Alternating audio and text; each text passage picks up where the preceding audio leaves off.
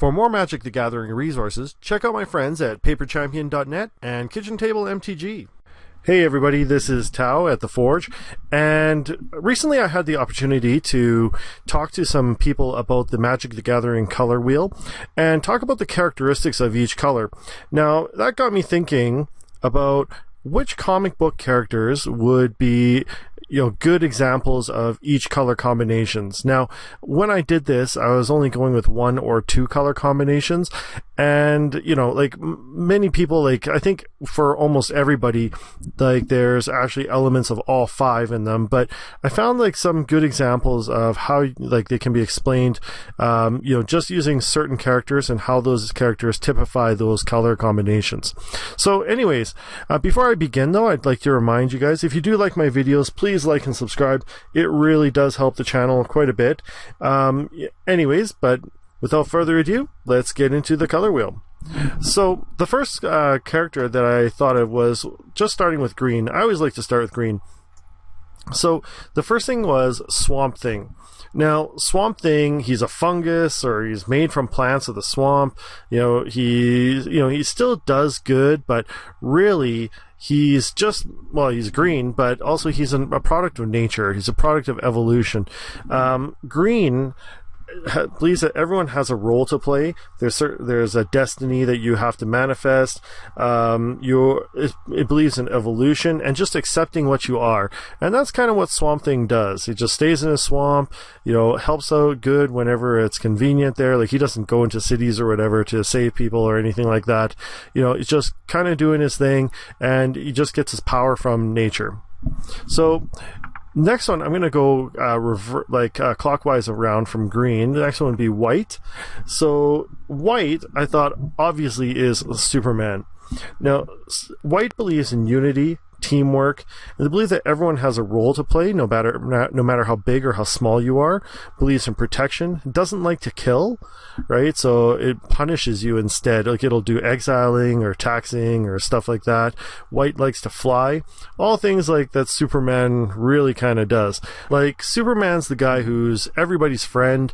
He's super powerful, but he still protects everybody, and he accepts his role as a protector of other people rather than imposing himself as a god or anything like that. He just says, okay, that's my role, I'm here to protect you, and that's it. Going on, let's go over to blue. Blue is a little bit tough to find someone who's just straight up blue, but I think the best example I had was Black Widow. Now, Black Widow is a spy, right? But she also has worked for the bad guys and also the good guys. She's just kind of flips sides depending on, her whims at that time. She can be probably convinced to go either way. But mainly she's about information. That's what her character does. She's good at collecting information and wants to gather information. That's what blue does. Blue wants to know everything, right? It's all about knowledge, science, and technology. And Black Widow is actually very, very much like that. Okay, so going on, we have black. Now, black was another straight up black character. It's really kind of tough to find, but Deadpool. Right? So Deadpool is just straight up black. Right? He is ultimately self-serving. He's funny. Don't get me wrong. Black, a lot of people think that black means evil, but black doesn't mean evil. Black means amoral, meaning that they're not necessarily immoral, killing people just for the fun of it, but they are just intensely self-interested and willing to sacrifice themselves to get whatever they need, right? So, or sacrifice anything. And that's really kind of Deadpool. If you look at the Deadpool movie, he'll easily cut off his hand if that's what he needs to do, or he'll cause a massive traffic jam or traffic accident, kill hundreds of innocent people, or maybe not quite so innocent, but he doesn't really care that much. He just causes massive damage just to get what he wants, and that's really what Deadpool is all about, just intense self-interest. That's exactly black. So the best character for red is actually Anakin Skywalker. Yeah, Anakin Skywalker is intensely emotional and impulsive. That's what red is impulsive, emotional, passionate, lives in the moment, doesn't really plan for the future. And that's why Anakin could be swayed to do intense good deeds and also intense bad deeds. And that's what actually led him back to the light side of the Force when he encountered Luke, right? Because he's just intensely passionate and ruled by his emotions, right? That's why he was actually, to be honest, like quite a lousy Jedi Knight, because Jedi Knights are supposed to be unemotional, but he's so emotional that is just made it so he just couldn't actually operate as a Jedi Knight. All right, so now we're into the double colors, and going green-red, I was thinking for sure it's got to be Wolverine. Now, Wolverine, again, combines the two attributes of green and red. He's very natural. He has a deep respect for nature. He accepts what he is, like that this has happened to him. He evolved. Like, he wasn't born like this. Well, he wasn't born with the claws and the skeleton, but he was born with the mutant powers. He got the claws and skeletons, and even though it has harmed him, he still kind of goes with it. But he's intensely passionate again, very impulsive. Just, when he gets angry, he just goes. And, that's really it. Like, he just does whatever he wants. And that's what green red does.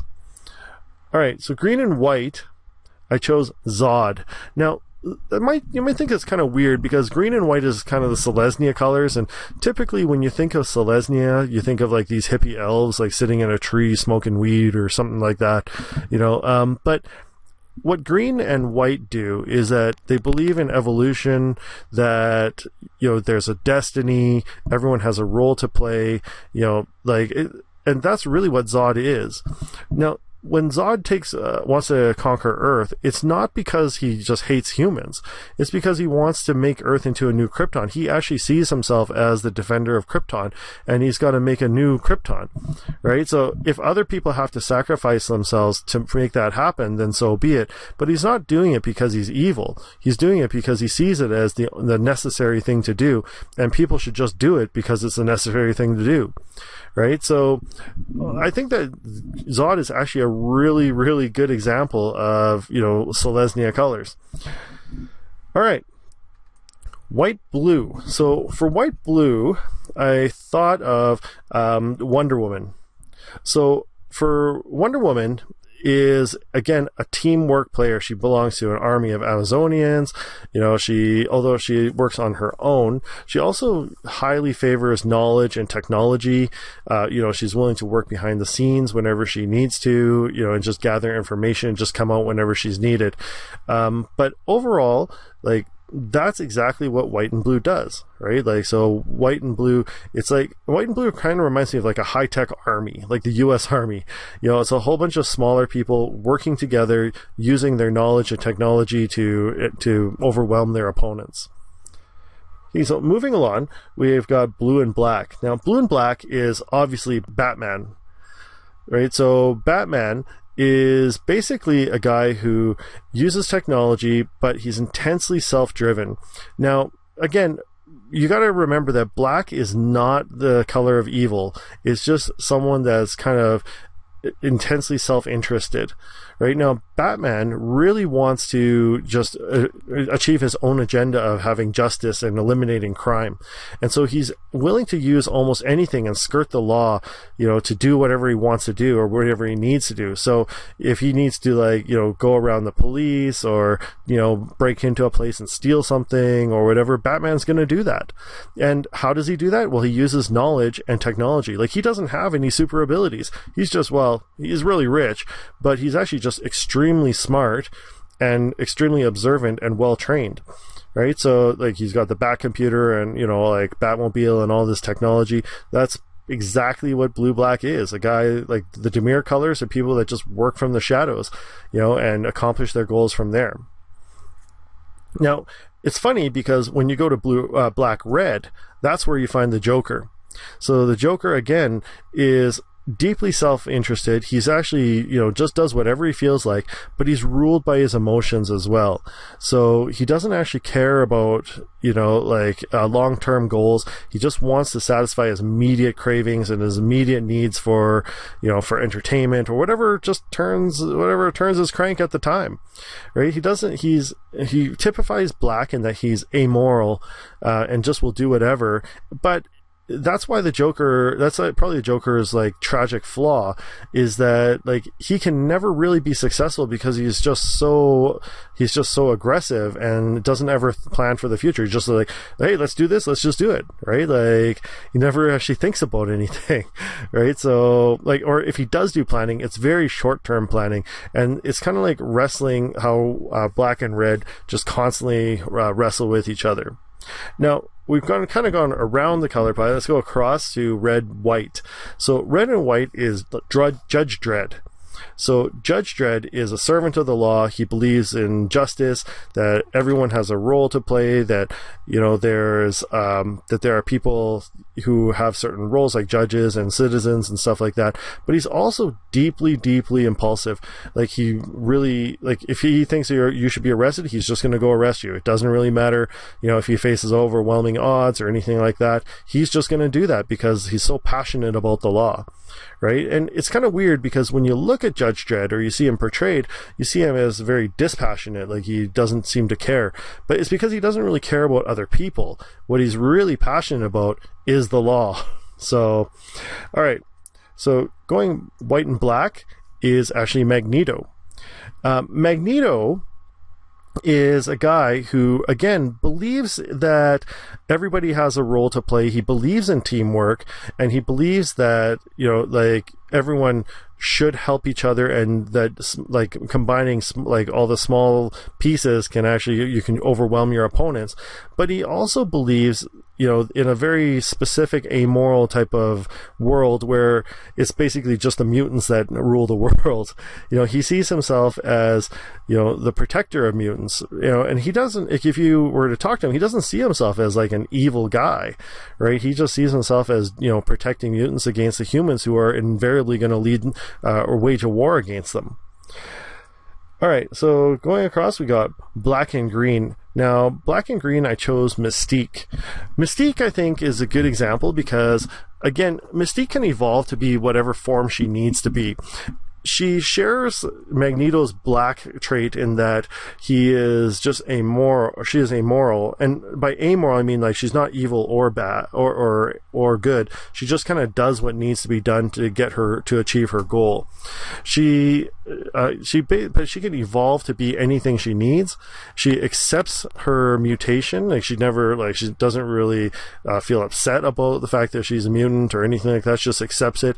And I think that's really what makes her really kind of black and green.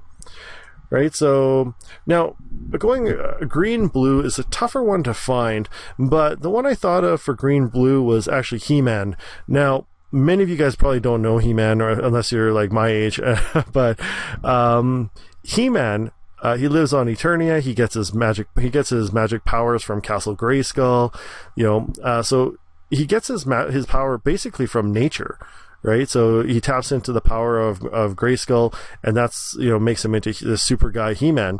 But on the other hand, he also uses technology quite a bit, and he uses his brain to solve problems. He's not just like, even though he's an overgrown, looks like a total Roy's monkey, but he is actually like most of his problems are like he solves like by using his brain, right? So I think this is a good example of someone who does have that tapped into nature, but also tapped into technology and science and understanding, and I think that's why he typifies this color set.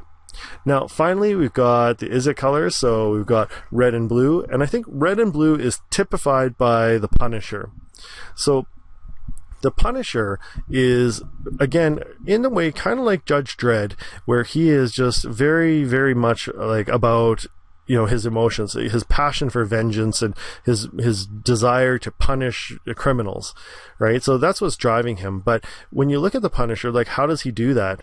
Well, he uses technology. So he's all about guns and spying and getting like his, getting information to so he can get the jump on his opponents. It's always kind of a battle between for the Punisher, between his desire for immediate vengeance or immediately punishing the evil versus waiting and collecting information and waiting for the optimal time. So anyways, that's my first 15 examples of comic book characters and how they fit into the color pie. If there's a comic book character you think is a better example, throw it into the comments. I'd love to hear it. And, I'd love to do maybe another set of these videos where we talk about different color sets or 3 colors or something like that. If you think I'm wrong, let me know in the comments again. You might disagree. Maybe you think Batman's a different set of colors, or you think the Joker's, pure black or something like that. Throw it into the comments and tell me why. I'd love to hear what you have to say. Anyways, that's it for now. Thanks for watching, and I'll see you next time.